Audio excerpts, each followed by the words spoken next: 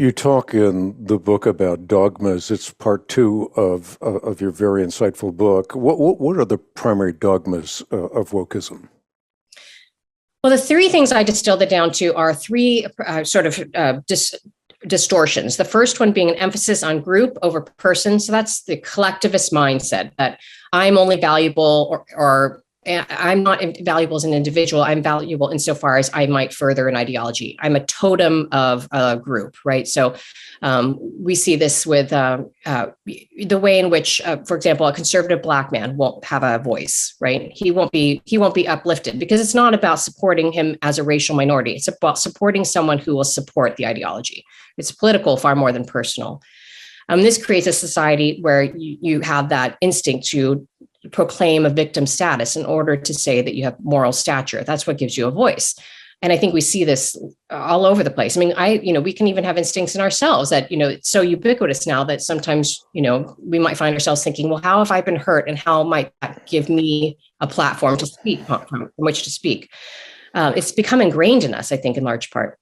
So that group over person is the first one. The second one I call will over reason. It's will over reason or will over nature, which are connected. So the idea that we have a stable human nature, meaning that our nature has a purpose. We have a purpose to our bodies. There's a purpose to our fertility. There's a purpose to sexuality.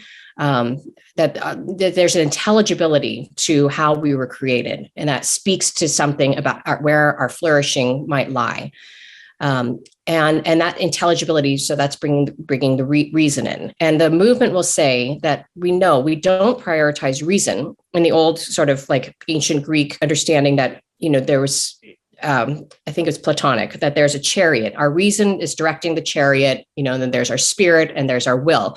But you want to get your will in line with your reason. So you want to identify, okay, might be what I want. This might be pleasurable, or this might make me feel good or whatever, give me power, but I ought to do this. And so how can I will the thing that I ought to will? And then through that process of that habit of virtue, you begin to have an affection for the good, right? You begin to not only like kind of grit your teeth and choose the thing you ought to choose, but you begin to actually desire the good. This is how we become self-governing, self-ruling individuals. And so the movement inverts that. It says, no, what you ought to do is the thing that you want to do. Your will is primary. This can be called expressive individualism, that our goal and freedom in life is identifying how we become authentic is by identifying the desires that are most going to liberate us, which are most in defiance of moral norms, and then embracing those desires and then expressing them, living them out in the world. That's how we become powerful. And we might cooperate with other people who are, momentarily, maybe we'll marry someone. That doesn't necessarily preclude marriage. Insofar as it works for you and it works for me, then this is working for both of us. But insofar as, this no longer feels like I'm truly living my authentic self, or I'm not really, this is somehow hindering my full expression of something in me, then this is no longer serving me.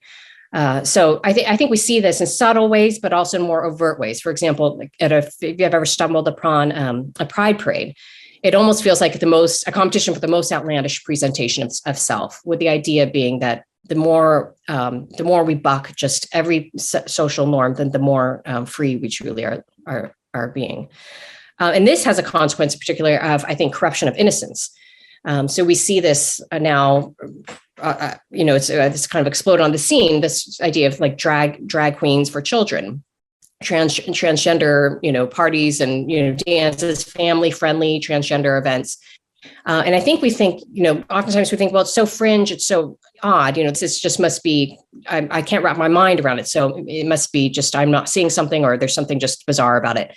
But it really makes sense, according to the movement, that the child's innocence of the alternative sexualities is in some way perpetuating a dominance of a traditional social norm, that the kid who kind of giggles at seeing a grown man in a miniskirt and high heels dancing, that giggling is his innate discomfort is something that actually is oppressing the man in the miniskirt, right? Because it's signaling that there is a way that ought to be, and that this is somehow deviating from that.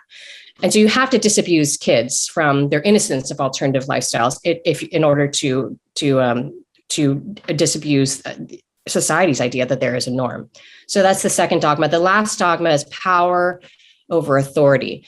And this is, I think, Ed Feser, a philosopher, came up with a great statement. He said, modern man is essentially Oedipal, wants to kill the father and defile the mother. The father being a symbol of authority and the mother being a symbol of innocence and goodness. And so that a killing of the father, that sort of patricide, I think, is imbued throughout the third dogma. That we reject the idea now, as if we're woke, that there is an objective good, that authority itself is good. And where we see anything that's authoritative or hierarchical, we're trained to now see it only as domination, corrupt domination. Whereas, I think as Christians, we understand it to be the exact opposite, right? That something that has authority or someone who's given authority is inherently pointing to a reverence that should be that's demanded of us. That authority is only given to us by something higher than us. Bishop Fulton Sheen has a great quote where he says something to the effect of, beware of anyone who tries to lead who has not first learned to obey. That there's some connection there.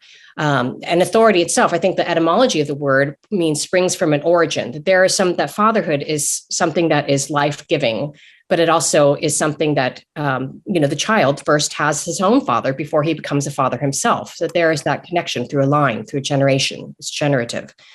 But if you remove that idea of an objective good, then authority really becomes arbitrary. It just becomes power. And so because the woke movement is fundamentally atheistic, there is no objective good. There is no benevolent father. There is no God or author of our lives. There is only the raw grasp of power, the will to power. And so I think the logos is the ultimate target of this movement. The logos being, in the three dogmas, the first thing that's rejected is the person. The second that's rejected is reason. And the third thing rejected is authority. Which are the three characteristics of the logos, who's the mind of God manifest in the person of Jesus Christ, who is the author and authority of all. And I think that he is the ultimate target.